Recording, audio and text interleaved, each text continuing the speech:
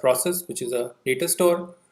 Let's go back to our documentation here and see what all things we have done. So we have actually deployed KubeAPIServer and etcd, but we have not done a curl to the KubeAPIServer to just understand if KubeAPIServer is working all nice and fine. And so we'll do this and see we are getting a response from the KubeAPIServer. Very well. Right. So we have done these two things. So we'll just go ahead and mark them as done. Right. What is the next thing we'll do? We'll just quickly check, if we are able to interact with kubectl. Remember, kubectl is the tool to interact with your server, KubeAPIServer. So if I say version here, I'll get the versions. Just in case if you're not getting the versions, right? I have given the instructions to configure that in the documentation as well over here. So step 19. Also, I'm going to just go ahead and show this to you. So just say nano from your home root, just say bash rc, and in bash rc this should be configured somewhere, anywhere actually, at the end of it or the start of the file.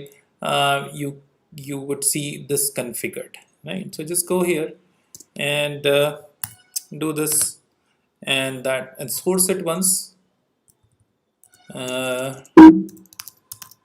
Yeah, and then just check it as well. You should be able to get this output and do the kubectl version once again, and it should give you the version, right? So the steps to do this is something which is mentioned here, right? So I'll mark this as done. Please go ahead and do it if you don't get the version names for kubectl. All right, so what is the next thing that we are going to do? Right, we've done this, right? To understand the next item that we are going to do, let's go back to our architecture slide, right? You as a client are interacting with KubeAPIServer. KubeAPIServer is interacting with etcd. etcd has all the information about your cluster, however many nodes are there in the cluster. The KubeAPIServer doesn't know how to interact with your kubelet software, right? So that is the next thing that we will do, right? So how do you do that, right? You do that by registering your worker node kubelet with the KubeAPIServer. And how do you do that? Well, not very surprisingly, again, you have a YAML for it. So what is the name of that YAML? kubeconfig.yaml, right? So it should be somewhere here, kubeconfig.yaml, right? You've said in this configuration that your localhost 8080 is where your KubeAPIServer is running. What we'll do is we'll just go ahead and do a deployment of this, right? And we'll do it in slightly different way. So let's see how we are going to do that. All right. So we'll say, okay, let's connect to our root. Okay. And in the root, we are here, manifest. Let's copy this file. Let's go to YAMLs folder.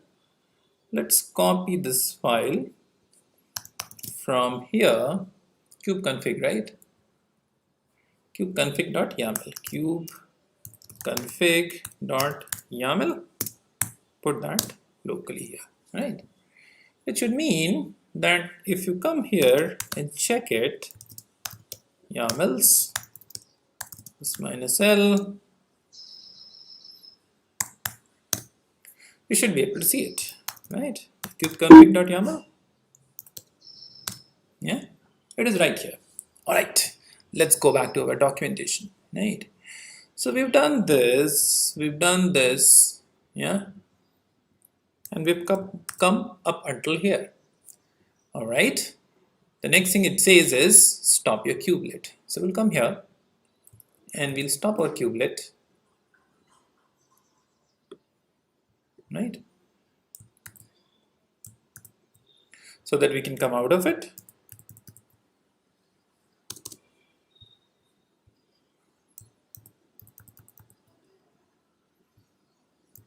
Yeah. Okay, that's fine. I think I was disconnected, so I'll connect again. Okay. I'm just going to quickly check if kubelet is running or not. Kubelet is not running. That's fine. What we'll do is we will give the reference of the manifest to the kubeconfig file. Right. So instead of saying the pod manifest path to the manifest, the pod manifest path will remain. Will keep observing the manifest folder, and here we'll just add one more variable, one more parameter here, kubeconfig, and we'll point it to the place where we have copied our kubeconfig. So now our kubeconfig is going to also refer to the our kubelet is also going to refer to the kubeconfig.yaml, right? Which would tell it to, that the master server is the kube API server, right? So let's go ahead and quickly do that. We'll just quickly copy it from here. Yeah, there you are, right? So now your kubelet knows who is its master, right? The kube API server, very well. All right, let's come down, right? Now if you say kubelet get pods, you should be able to get some response. See, you have your master running.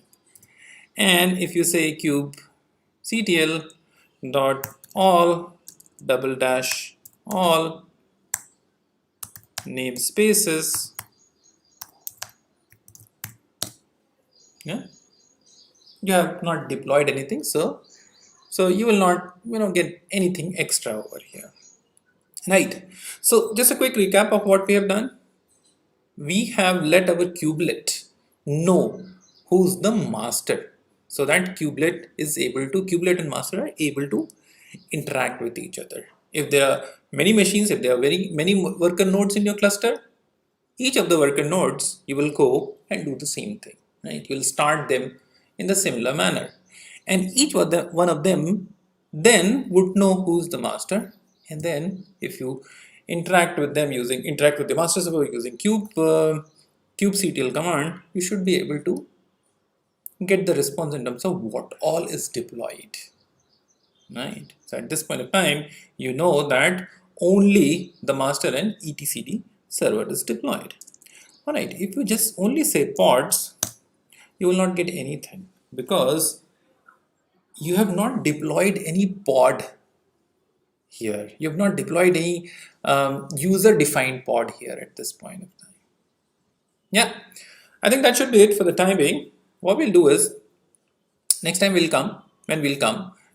deploy a few more components here, and we'll start deploying some